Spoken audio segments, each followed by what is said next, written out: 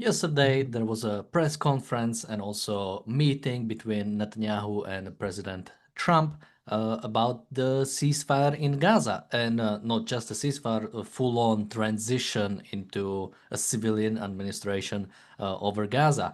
Netanyahu has signed on to this deal, which was I thought originally it was 21-point plan and then it became 20-point plan. So I'm not sure what was. I didn't check specifically what was taken out. I'm not sure if you guys know, but it's very similar to what we've expected. We do not have a response from Hamas yet. Some reports say it should come tomorrow. Trump himself gave Hamas, I think, like 3 days to respond. And we also have Bonnie in the chat asking what happens if Hamas doesn't comply. So actually, that is sort of written in the plan itself, which we can talk about. We might go through the whole thing, but maybe briefly we can start with a press conference and generally some opening thoughts about the deal. Welcome to the reality show. Joining me today are Marco, Richard, and Jonathan Daon. Jonathan, any opening thoughts as somebody from Israel about this deal and the press conference? Yeah, well, thank you. Good to be back here. Sorry for my casual attire. I must apologize. This is tricky one because on the one hand, we see this as an advancement. We see this as a good thing because you see something unprecedented. You see a list of Arab countries with we've never would have expected would go behind such a deal, which maybe should be cause for suspicion already. For example, Pakistan, Turkey, Qatar, all countries that are evil nations led by pretty evil people and are enemies of Israel, going behind a deal that sort of looks like for the average Israeli, and it has been received rather positively from Israelis, they are behind it. And that enough should be suspicious. Why are we suddenly on the same page with Qatar and Pakistan? That is a bit strange. And I think we'll go deeper into that. Yeah, there's a, you know what, let me change my position so it'll be a little bit less. Get back to me, Dan. Sure. As I've said, we can talk about the specifics. I think we will just start reading the deal and we can comment on during that because a lot of it is covered. And I think a lot of good points can be brought up while we just go through the list. But Marco, we were supposed to, for those who watched yesterday's episode, we were supposed to comment on it live, but the press conference happened about an hour later than it was supposed to. So it basically happened after the show. But when I watched the press conference, maybe it was for the better. So, Marco, how correct were your predictions about this? And any opening thoughts about this deal? Yeah, well, it was painful because we kind of more or less guessed what the content of the thing was. And to be honest, I mean, they call it a deal, but call me old-fashioned and pedantic, but usually a deal is done between two parts. In this case, should be Hamas and Israel. But Hamas hasn't expressed a view yet. Looks like they might be in favor of it. Looks like that it's been presented to them, and now Trump is giving them 3 or 4 days in order to respond. Initially, it looked like it would have been like a much shorter turnaround in order to accept the deal. And also, the peculiar nature of this deal is something which is being cooked up and then presented to Hamas, which is usually, until now, all the deals that we've seen were actually done through negotiation with Hamas via a third party, Qatar. And so, out of the blue, Tony Blair, we're going to talk about him a bit more because I really cannot stomach the fact that that guy, that snake of a man, is involved. They cooked up this deal and they presented to Hamas. I mean, it's just bizarre in the first place. So we don't know whether this deal will be implemented. We don't know if Hamas will say yes. They don't have any motivation to say yes, to be honest, because it effectively sanctioned their demise, which I don't think they're going to be particularly keen on.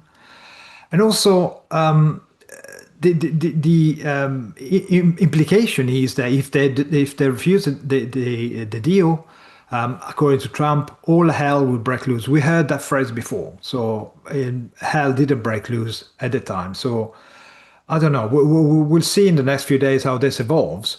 But the deal itself, again, is just quite peculiar. That's all I can say at this point. Yeah, my review of the press conference would be cringe, hyperbole, waffle-a-thon. That's largely what summed it up, to be honest. And I think the fact they didn't take any questions, I thought was particularly telling. I mean, Netanyahu looked super relieved they didn't take any questions. I think possibly they might have agreed in advance that they weren't going to take any questions, but that doesn't mean when it comes to it that Trump isn't going to suddenly take questions. So the fact they didn't certainly meant that Netanyahu was relieved. But quite honestly, that would have started to expose the numerous contradictions that exist within any attempt to pin down this deal and decide what each point actually means.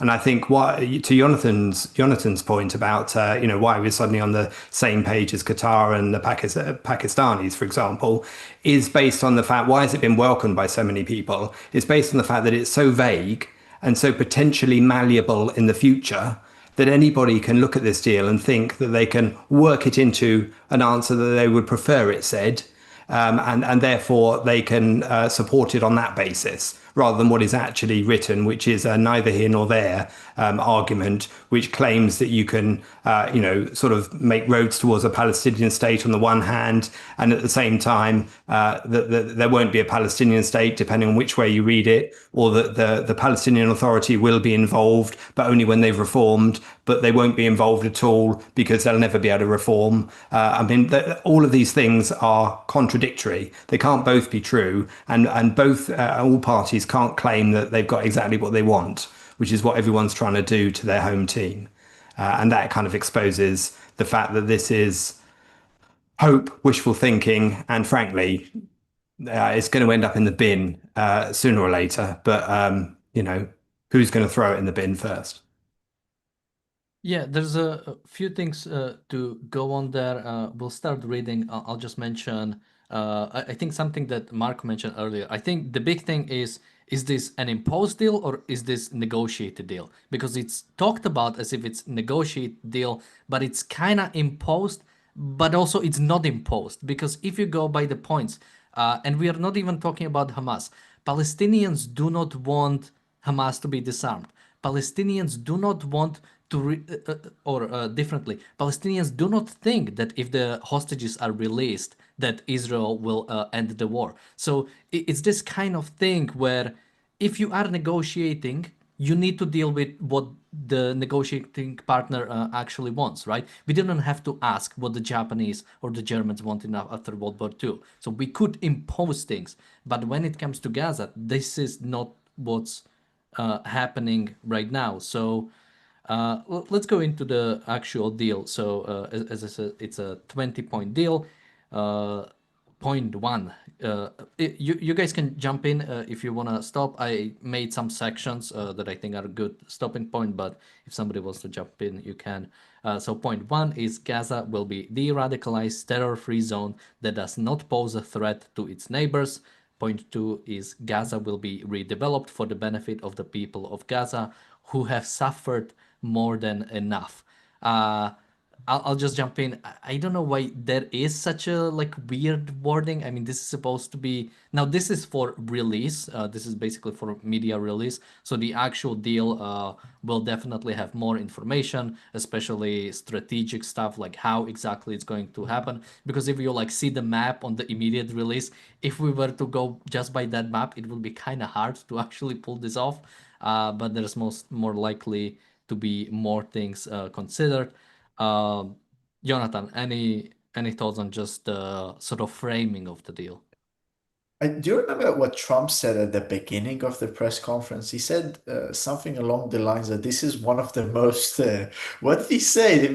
The most incredible day in history. Historic. Mercy in the Middle stir. East. Yeah, something like that. Eternal peace in the Middle East. And the best day in civilization, I think it was. Yeah. Cool. Like, wait, what? Like, on what was he on when he when he said that? Yeah, that's as you said, guys. This is like it's just ridiculous. And the fact that I want to say just I wanted to say, and there was a bit of background noise. I apologize for that. I wanted to say the response in Israel has been so positive about this, so welcoming. There were a few people, of course, who are a bit more right-minded, but across both the right and the left in Israel, everybody thinks it is a terrific thing. We should go for that. We should fully support that. And you see Netanyahu, and yeah, that scene at the end where he asks about the questions. That's also was just a ridiculous event. I can't believe I even watched it live. Trump would go on endlessly. Like, for how long did he talk? I didn't even count. It was I just think it, he it was was like talking. half an hour. Yeah. Yeah, we went on for half an hour to say how about all these tremendous things, and then nothing was actually agreed on. It's just these are the set of terms, and we signed with all the parties in the Middle East except the only relevant one, which are the Palestinians. So what is actually achieved? A piece of paper signed by irrelevant parties, and this is marketed to us as some great thing that we should all appreciate. And if not, what? Turkey and Pakistan will be in favor of Israel annihilating Gaza all of the sudden? Because this is implied here, right? It doesn't make any sense whatsoever. Similar perhaps to the earlier Trump peace plan, which will be what was much better idea of relocating all the Gazans, voluntarily relocating them. That is obviously. And where is that, by the way? What happened to that? That should be also, I think, possibly the most important clause. And perhaps more broadly, I wanted to add this comes from one fundamental error that Israel made and is accepted by almost all Israelis. The enemy is not the Palestinians, is not the Palestinian ideology, Palestinianism, but rather it's Hamas. So if you can get some kind of a deal that removes Hamas, then it's good. That is what we get. That is the result of our ideas, of our misidentification of our own enemies. This is what we get. Yeah, I've always said from the start that basically, unless you understand the situation, you can never come up with a proper deal. That's why whenever Netanyahu says we need to save Palestinians from Hamas, yeah, you'll never actually find a solution to this if you do not understand what's actually, or I think Netanyahu is somebody who does understand and refuses to acknowledge it. Well, something that I always see, it's that call, right? Well, now we have a deal that Israel actually agreed. So if Hamas rejects it, Israel can finally go in and finally will be allowed by the world to do this. Marco, any thoughts on this idea or Yeah. generally the framing of the deal from the I mean, first few points? overall, this deal, the way it's been presented, the way it's been talked about, it's the concretization of wrong thing. I mean, as student of objectivism, we reject the dichotomy theory and practice. An idea, a theory, is a conceptualization of reality. So when you implement it, if it doesn't match reality, it's it's going to fall apart because reality will not bend to your wrong ideas.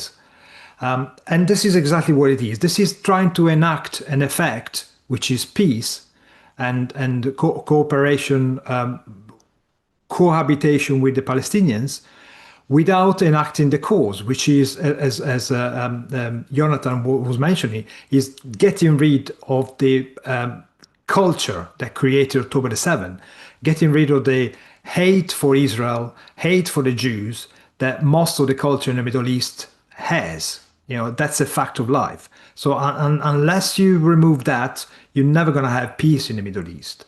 And again, there's continued reference to Palestinians, where Palestinians are Gazans and the people under the PA authority in the West Bank. So they're not one thing. They are a collection of different level of terrorism, from the highest Gaza to the PA corruption and all kind of stuff, which will never agree to a peaceful reconciliation. I mean, you have terrorists which will be allowed to leave the jails from Israel and to gather together under a sort of amnesty, and reform a new Hamas with a different name or whatever. So this is an incredible gamble that Netanyahu is taking here. This is a possible functioning deal for a bit, which can be made to work if you have continuous check on what happens in the West Bank and in Gaza. Israel should be in the position of being able to make sure there is no longer training of young children to hate Israel, no longer build-up of weapons to attack Israel, and making sure that whoever's in charge of Gaza will not be allowed to step beyond the peaceful enjoyment of life. But this is going to be impossible to implement. It's too much of a strain on the Israelis' resources in the first place, and goes against the culture of the Gazans. So I think this is doomed to fail. Frankly, I hope to be proven wrong, but I think it is, because I don't think it'll outlast any attempt to define any sense of precision about any of the clauses. I think, I mean, take that first one that you read there, Daniel, about de-radicalizing and making it a terror-free zone that's not a threat to its neighbors. What does that mean in terms of the first rocket departing from Gaza and heading towards Israel? Will that, treat it as a terror-free zone? Will it still comply with that clause? Will the whole deal be moot at that point, and Israel be allowed to, do whatever is necessary? Because I suspect many of those Arab nations that agree to, currently in favour of this, would argue not. And I think that's the key thing. I mean, one of our viewers put a comment on yesterday's show when we were talking about essentially the same, ahead of the press conference, essentially the same thing, saying we misunderstood it, and that we've got TDS.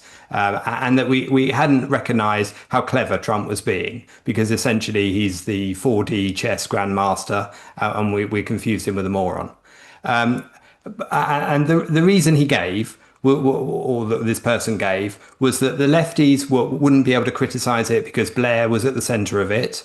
Now, many lefties can't stand Blair to start with. Tony Blair is like the star of the left at this point. He's abandoned completely. Yeah, absolutely. I mean, they hate him for a whole number of things, including, frankly, his success at the time. But of course, now they hate him for Iraq and all the rest of it since. And also that Arab nations would signing up to this deal would agree to disarm Hamas, and anything that didn't represent Hamas actually being disarmed would mean that the Arabs would be on the hook for any failure, and that would allow Israel to do what was necessary afterwards. All of this is cloud cuckoo. All of this is, you're believing that this is some kind of grand scheme where somebody's thinking 4 steps ahead. It's just not going to happen. Everybody's going to claim that the other side violated it and that it didn't match what they thought the deal meant at the time, and that's going to mean it's going to be ripped up so soon that you're barely going to get to point 20. Yeah, that's my biggest problem with even the idea of TDS, that oftentimes, like when it comes to deals like this, it's not like this is the first time in the history, or even with Trump, that something like this has happened, and we have nothing to judge the past by. We already had a ceasefire, even during Trump administration, under this, right? Like right after, pretty much right after he was inaugurated, there was a ceasefire. It was violated by Hamas. Then it sort of held, it sort of didn't, and eventually it broke out back into sort of full-scale conflict, until now that basically Israel is going into a Gaza City, the sort of last stronghold that Palestinians are holding on to. So in the same thing, I think in this deal there is a clause about what happens if Hamas rejects this proposal or delays implementing this proposal. But as you said, there is nothing really about what if they release half the hostages. I mean, let's go to the next point because this covers it. So this is point number 3. If both sides agree to this proposal, the war will immediately end. Israeli forces will withdraw to the agreed upon line to prepare for hostage release. During this time, all military operations, including aerial and artillery bombardment, will be suspended, and battle lines will remain frozen until conditions are met for the complete staged withdrawal. When we talk about the line prepare for hostage release, they released a map. It would basically include IDF would have to pull out of Gaza City, pull out of Khan Yunis, and weirdly go to like middle of Rafah basically. So I think they would occupy a little bit over 50% of Gaza, but main thing is pull out of Gaza and pull out of Khan Yunis, and then it would be waiting. And I guess I can read the next line. And once IDF pulls out to there, within 72 hours of Israel publicly accepting this agreement, all hostages alive and deceased will be returned. Oh wait, okay, so I misunderstood it. Wait, within 72 hours of Israel public, so like from yesterday? Now, this is what I'm not even sure about. Originally, I thought it meant once IDF pulls out to this line, 72 hours timer goes, and basically hostages will have to be released. But now here it seems that sort of yesterday, when Netanyahu has accepted, Hamas pretty much has 48 hours to do so. Jonathan, any... From what I read, Trump gave 3 to 4 days for Hamas to respond to this, and I think it'll be effective from that point if they actually, in the unlikely event that they agree. Well, the point I want to raise here is this isn't how victory looks like, and this isn't how justice looks like. If we were to take this example and apply it, let's say, on Nazi Germany, okay, which I think is a good parallel here. Let's say the Allies have reached the perimeter of Berlin, and on that point they choose to meet with Hitler, or worse, they go and meet with his friends. I don't know if like they go and meet with the Japanese, and they sign a deal with the Japanese that Hitler will give up his weapons, he will demilitarize, be granted safe passage to a different country, and will bring back all the POWs, and then yeah, go escape, which is I think, if I'm not mistaken, this is essentially what we're offering the modern day Hitlers, which are in Gaza. Would that end Nazism? Would that end the ambition, the Palestinian ambition, which is the destruction of Jews? Would that end it? Would that be justice? What about, for example, I don't know, compensation to the families of the murdered in October 7th, for example? Compensation for all the property they destroyed? At least I'm thinking that like the bare minimum. I'm being very like the land should be given taken from them. They should lose the right to their homes for doing what they've done on October 7th. There is no justice in it. It's completely devoid of any sense of justice. And this is the Trumpian approach. It's amoralistic, and it's also Netanyahu, by the way. It's amoralistic. He makes a lot of moralistic sounds. He will be angry. He will seem outraged. But when you come and sign such papers, and you're not morally outraged at the fact that these people, and we're talking about also about release of 250 Palestinian murderers of Jews. Can you imagine a release of 250 SS troops?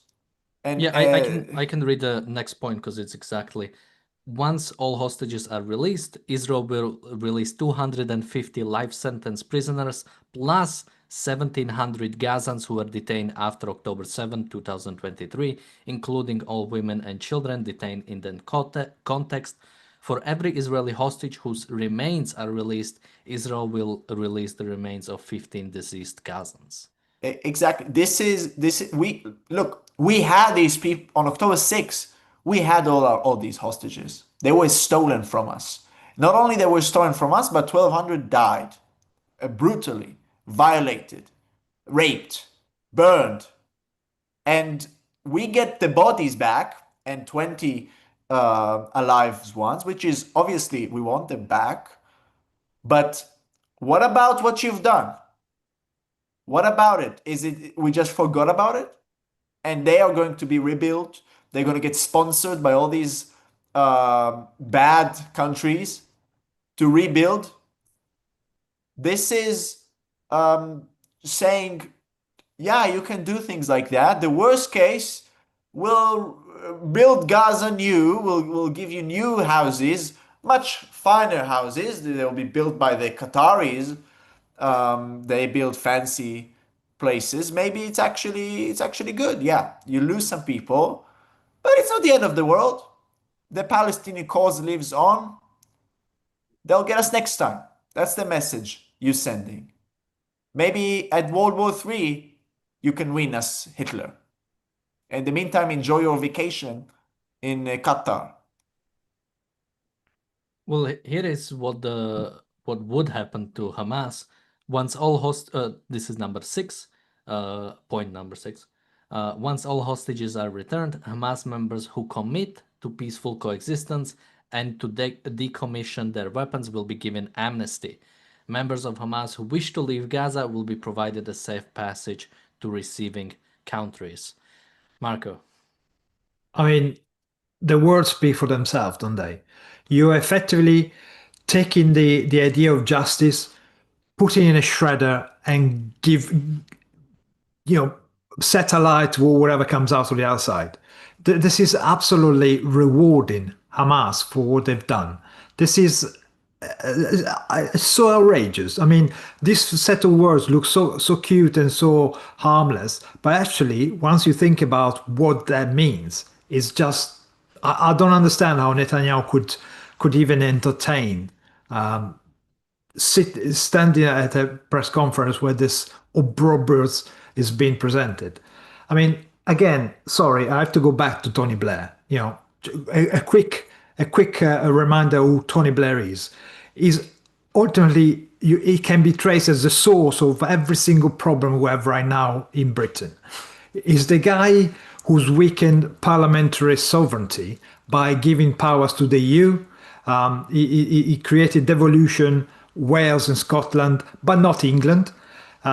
He promised us a referendum on the EU constitution in 2008 when the constitution was when the EU was created, and then he went back to it because they changed the title of the document after France, Holland and Ireland rejected it with a referendum. He gave back billions in rebate that Margaret Thatcher had won from the EU. He created a reform in the Lords, again, taking sovereignty away from Parliament by weakening the Lords, creating a judicial system which is similar to the one in Europe, therefore undermining the sovereignty of Parliament and undermining the common law that Britain is based on.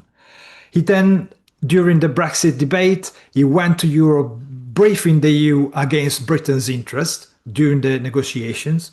And, the biggest achievement of Tony Blair is trying to justify the presence of weapons of mass destruction in Iraq, which weren't there, and then bringing Britain into a war in Iraq in support of the United States, which resulted in 179 dead British soldiers and countless maimed young people who came back from Iraq and Afghanistan without limbs or seriously wounded.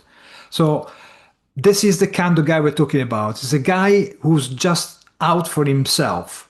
Is the guy who then has been envoyed in the Middle East in charge of relation Palestinians Israeli for about 8 to 10 years.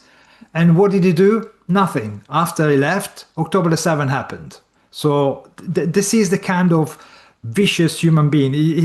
We're talking about the poster child for the Davos set. I can't tell you how bad this guy is. And of course, he's clever enough. He's a snake, he's a poisonous snake, but a snake cannot choose its nature. Tony Blair can, but still he chooses to be a snake. He exploits the hyperbolic size of the ego of the president of the United States by calling this deal bold and intelligent, knowing perfectly well that that will appease Trump and will make him go for it. So in the end, Tony Blair is just there for himself, but it's also there so the reconstruction of Gaza will be given to his mates, probably France, Qatar, and some other people that he is friend of. The people of Israel do not feature in this deal. This deal is not designed to guarantee their safety. It's not designed to, making sure that Palestinians don't die either, because in the end, they're Palestinians, the people who pushes the ideology of hate, will come back. By releasing dozens of Sinwars, what are you gonna get? October 7 times 12. Yeah, absolutely. And of course, look at that language that's already in this agreement or whatever you want to call it. I mean, talking about to build on Jonathan's point about the German comparison. Imagine a clause which said sympathy for the German people who have suffered enough at the end of World War II. I mean, where is the sympathy for the Israelis who suffered and have been suffering endlessly, well before October the 7th, but of course on October the 7th as well? And to talk to Marco's language, there's a lot of language in there which clearly Trump laps up, and you could see that displayed nauseatingly in the press conference when he's talking about the Board of Peace, for example. And clearly, I mean, I know we shouldn't psychologize the guy, but you can certainly see the shine of the Nobel Prize, Nobel Peace Prize, being a lure to somebody who's going to wax lyrical about the term "I'm the head of the Board of Peace" at a press conference. And that's before you even mention his pronunciation of the word Abraham, which was just enough to make you want to eat your own liver. But yeah. So yeah, I mean, all of these points here, as you guys have said, the amnesty, the masses of the equating of dead Israeli hostages to 15 dead Palestinians, and all of that increase in numbers and all the comparison of numbers. I mean, I think it's just disgusting, isn't it? It's everything we've been against for the past 2 years, just written in one document. And that's not to say that what we've argued in the past that Trump is definitely more favorable than Kamala Harris would have been. And I still think that. I still think that had Kamala Harris, won the presidency, then the nuclear facilities would still be there in Iran, for example. I think she would more than likely have joined the conga behind France and Starmer to call for to announce a Palestinian state. She wouldn't have been at the head of that Congo, but she would have been happy to form the safety zone of the body of the centipede. And I think the fact that we're not in that situation is preferable, but those are slim comforts in the big scheme of things. We have a super chat from Roland. Thank you so much. He says tailor money for Jonathan. So yeah, people are noticing it's Jonathan is a bit leisurely today. We have a super chat from Maria-Lynn. Thank you so much. And a super chat from Bull Moose. Thank you so much. He says they couldn't even demand restitutions to the victims of October 7th. It sounds like Bibi only agreed to this because there was a gun held against his back. I mean, I think earlier before we went live, somebody posted something like, maybe I saved the comment somewhere. I'll need to see the full details and the criticisms before I can make an objective call about this, so I'll watch this video. However, our war objectives must be obtained. And here is the thing: there is no like talking about the good deal or talking about what would make a good deal is almost an oxymoron. There is no good deal with Hamas. It's any any deal that Hamas would accept is automatically bad because there is no way. Because again, what does Israel really need? It needs to completely de-radicalize the Palestinian population in Gaza, completely occupy it, and turn it into something where basically future state of Israel could be safer, at least from Gaza, at least safe from Gaza.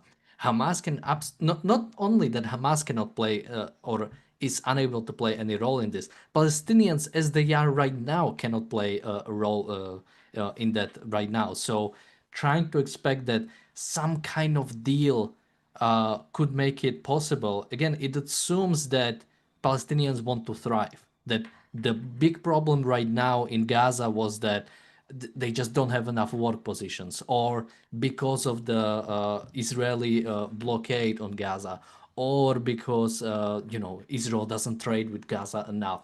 One of the points is the free trade zone, a special economic zone with low tariffs, and it's like that's not the problems of Palestinians. Like you are not actually solving the Palestinian problem. You are not listening to Palestinians what they want. If you wanted to actually negotiate some sort of a deal with Palestinians, it would have to include the destruction of the state of Israel. Anything beyond that is not really dealing with what the Palestinians want as they are right now. Maybe we can. So in the next few points, it talks about, of course, the aid, which is pretty standard. Then it talks about that transitional governance of technocratic apolitical Palestinian committee. It mentions the Board of Peace there. It mentions Tony Blair. But if we go past a bit further, I think the International Stabilization Force is interesting thing to talk about, and I might read the whole thing. Let's see how much we can do. So I'm jumping to number 15, where it talks about the United States will work with Arab and international partners to develop a temporary international stabilization force, ISF, to immediately deploy in Gaza. The ISF will train and provide support to vetted Palestinian police forces in Gaza and will consult with Jordan and Egypt, who have extensive experience in this field. This force will be a long-term internal security solution. The ISF will work with Israel and Egypt to help secure border areas, along with newly trained Palestinian police forces. It is critical to prevent munitions from entering Gaza and to facilitate the rapid and secure flow of goods to rebuild and revitalize Gaza. A deconfliction mechanism will be agreed upon the parties. Now, something that is an interesting part about here comes later. Basically, the idea is IDF pulls out, ISF pulls in. But in number 17, it says, in the event Hamas delays or rejects this proposal, the above, including the scaled up aid operation, will proceed in the terror-free areas handed over from the IDF to the ISF. Now, here is a question. If Hamas will, let's say we are at the line where the hostages are supposed to be released, meaning IDF is out of Gaza, IDF is out of Khan Yunis. Hamas breaks the deal, Hamas refuses the deal, whatever. Is IDF still supposed to pull out and is ISF still going in?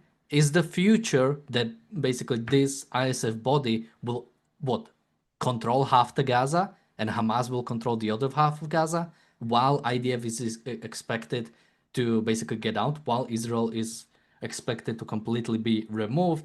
Because of course in number I think where was it?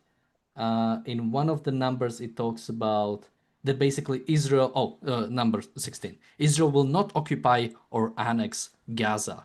So, I mean, Jonathan, what will happen if Hamas, I mean, here is the thing. Hamas says, we are not going away. What is Israel supposed to do? Well, of course they're not going away. it's very depressing. Israel doesn't understand. First of all, there is no difference between Hamas and the Palestinians. They are their representatives. Literally, that's what they are. And also this stabilization force, like coming from the most unstable countries, coming up with a stabilization force to the most unstable place sounds like think of the UNRWA schools. Think about UNRWA. That was also an international, non-political sort of organization, and we saw what happened. We also thought, by the way, in 2005, that if we were to pull out of Gaza, things will be good. Palestinians will want to live peacefully. So we wanted to do it again. This time we have Egyptians as well, which are, by the way, one of Israel's biggest enemies. Like some people in the chat seem to be surprised. How could Netanyahu accept this? Somebody must have pointed a gun to his face. Like there's no way he would have accepted something like that. And maybe you can accuse me of what's it? An NDS, Netanyahu derangement syndrome. But this is his legacy. This is his whole political career. It's about coming up with good words, identifying the problem with words, and then with action doing the opposite. It is his legacy. October 7th is his legacy. That's his whole legacy.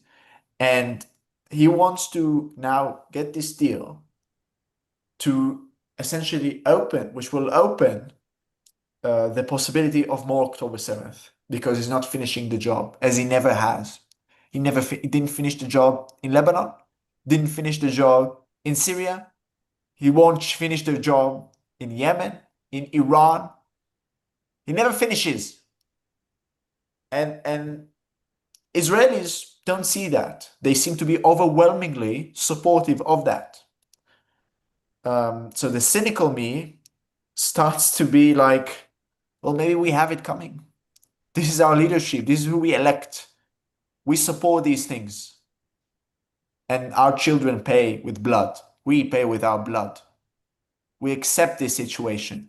We accept that occasionally there is a terrorist attack. Some people get shot in a bus in Jerusalem, for example, as it happened recently.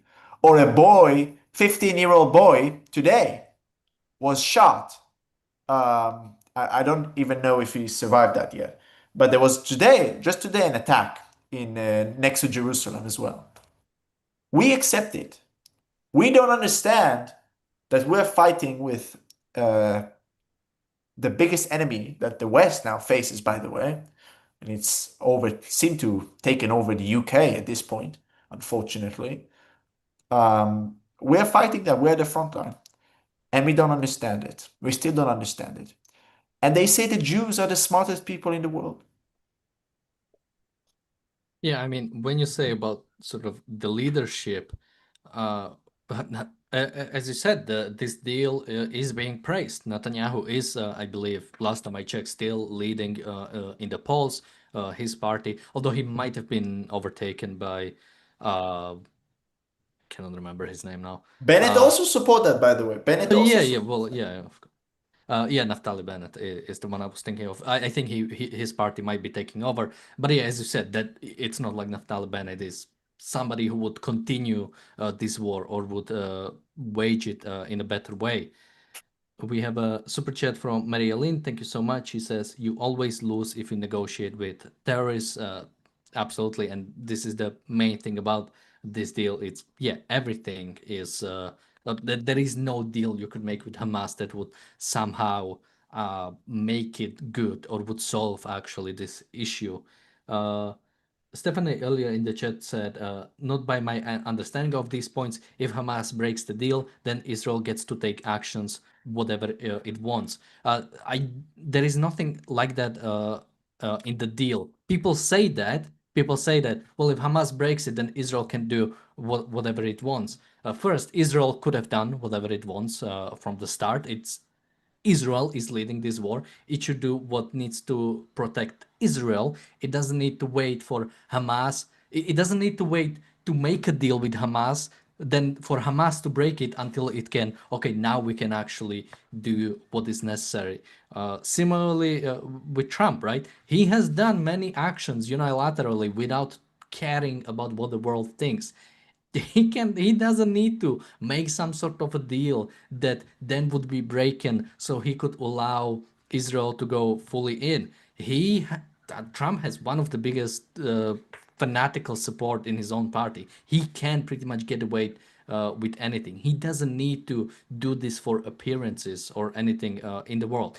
And to a large extent, he doesn't care what the world thinks, right? Go listen to his UN talk. The whole thing was about, I don't care what you guys think. I'll talk about whatever I want. He went hour instead of how long you're normally supposed to go in the UN. So on every single issue, he basically is, I don't care what anybody else says. Why is this some issue where he needs to make some sort of a deal that needs to be upholded or that needs to be broken? And Mark, if I may add before that, Dan, this is also a victory of the hostage deal movement in Israel. It's a victory for these protests that everybody, because they attacked they came with a moral attack, and nobody had the moral argument against them. They won, and that has been the consensus also, apparently, as we can see with this. This is their victory. It's very bad. It's very, very bad for us. Something people earlier said about, Netanyahu is the best we can, and what can we do when he's sort of, what can you do when you have to deal with people? When it comes to this, there is this idea of, I wish I knew what Trump actually thinks or what he thinks he thinks.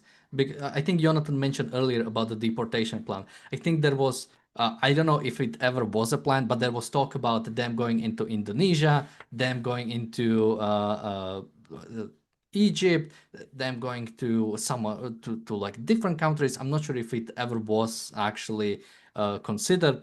But I'm really wondering, like, do they actually think that this plan will work? Is the philosophy so disconnected from reality? Are the leaders basically so disconnected from what actually moves Palestinian people, what the Palestinians actually want, that they do not see that this is a bad deal? And if they do see it, I just cannot see what is the goal here. Marco, any thoughts? Well, what we see here in action is pragmatism. The obvious result, the logic result of the morality of altruism. If you do not care for your own life, if your life doesn't matter as much as somebody else who claims that they need something of you, that's what you end up doing. You end up compromising on your own values. Israel's values is the safety of their own citizens, and that's been effectively bartered away for some, I don't know, some perception of legacy of peace. What's staggering that the Israelis themselves do not understand that this is a matter of survival. It's a choice between the existence of the state of Israel and the life of the Jews, or their death and destruction. It's as binary as that. By appeasing this kind of monsters who committed October the 7th, who were behind October the 7th, by going along with all the states that celebrated October the 7th, by the various groups who supported October the 7th as such, all you do, you just give more ammo to the party that wants to destroy Israel. And when you talk about non-political Palestinian committee, well, Palestinian itself is the anti-Jewish state party. So you cannot say Palestinian and say non-political, because the policy of Palestine is not an ethnicity, it's just a political movement that wants a destruction of Israel. And by doing that, Even I understand that the Israelis are tired of this fight. Too many young people have died for the wrong reasons during the last 2 years.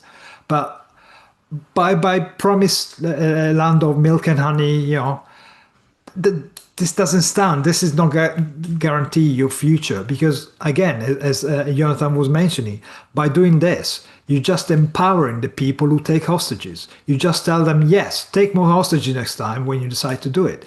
And the legacy of Netanyahu and Trump here, although in the short term there might be a small period of peace, that peace will be broken by the Palestinians once they decide they're strong enough to attempt again to destroy the state of Israel. We've seen that for the last 80 years. Peace is always broken at their convenience. So there's no future really here. Yeah, I mean, the way I read this deal is if Hamas don't agree to it and don't meet the side of it which they're supposed to sign up to, then Israel has to go ahead anyway and meet the obligations that it's signed up to, and essentially that would mean not getting the hostages back. And of course, we're not being honest about the fact that the hostages are held not entirely by Hamas, but also by Palestinian Jihad. So there's interfactional stuff going on between the two groups anyway. So they might not, you might get agreement from one, but not release the hostages from the other. Also, would those Hamas people holding hostages all agree to comply with it or not, since they're a rabble of their own making? That's another factor. Then there's the what you talked about, the building of a Middle East city based on the experts who built other cities in the Middle East. So essentially rewarding Gazans with a world-class city that's built for them on the basis of as a pure reward for mass murder on October the 7th. And then, I mean, the other thing that sticks in my craw is thinking about what else is going on outside of this conference, outside of this press conference, such as the Labour Party conference, for example, where Starmer's just had a standing ovation, the only standing ovation I think he gets in his keynote speech, given what in a terrible state he's in at the moment. But the standing ovation he got was for his point about declaring a Palestinian state, coming out for a Palestinian state, which got the whole Labour conference on its feet. Now, that's something he chose to wait until the Trump state visit had gone, but to announce it before his own Labour Party conference began, so that he can, satisfy all sides, which is, again, exactly what you're seeing in the kind of deal that we're looking at here. It's a satisfying all sides deal that ultimately won't, stand up to scrutiny or to the passage of time or to reality, which is its ultimate test. We have a super chat from Bonnie. Thank you so much. Somebody in the chat again says that Hamas will not accept it, and then Israel can go in. And again, this was said about the last deal, so I do not understand what these people really mean, and also why would you think that European nations would suddenly change they just recognize the Palestinian state? Do you think now Hamas refuses the deal and they'll be like, oh my God, what did we do? Oh, I thought they changed their mind. Oh my God, no, they know they have the leaders of the world are not people who haven't checked the news today and have no idea what's really going on. They know what's going on. They know what they are doing, and they will not change their course just because Hamas has rejected a deal that, again, technically Hamas wasn't even part of the negotiation. So Hamas is rejecting a deal they were given by somebody else. Jonathan, any last thoughts from you, and where can people find you? Yeah. Well, this is a very depressing one. I was also thinking, think about it, talking to the dear friends in Europe and in America and in Australia. Think about what message does that send to the advocates of Sharia in your own countries now? What does it show them? Where is the tide turning?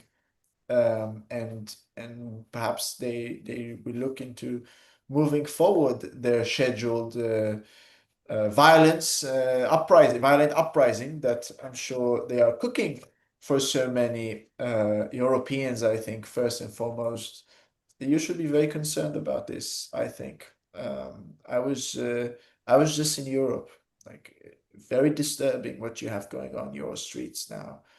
Um, I really hope that this will be rejected. As always, the Palestinians save us from our own stupidity.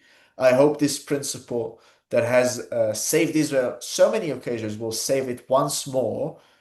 However, I agree that I'm not suspectful that this will make Netanyahu get them this time, because, as you've said, obviously we'll continue giving them food, we'll continue giving them notices, we'll continue with this whole circus again.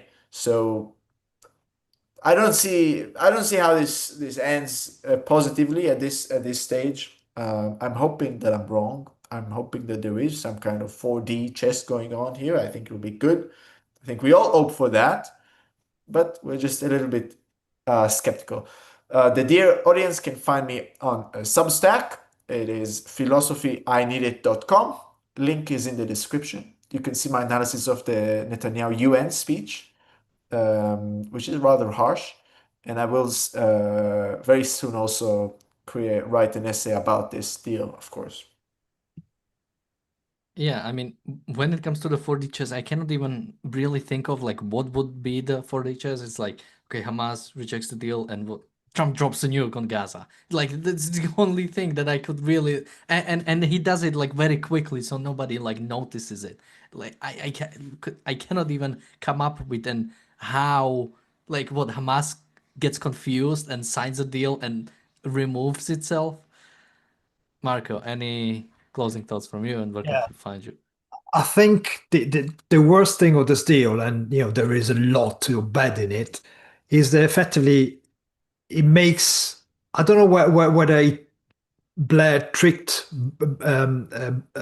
Trump into supporting a two-state solution, which is not a solution, or this deal is so bad that leaves open the possibility of a two-state solution.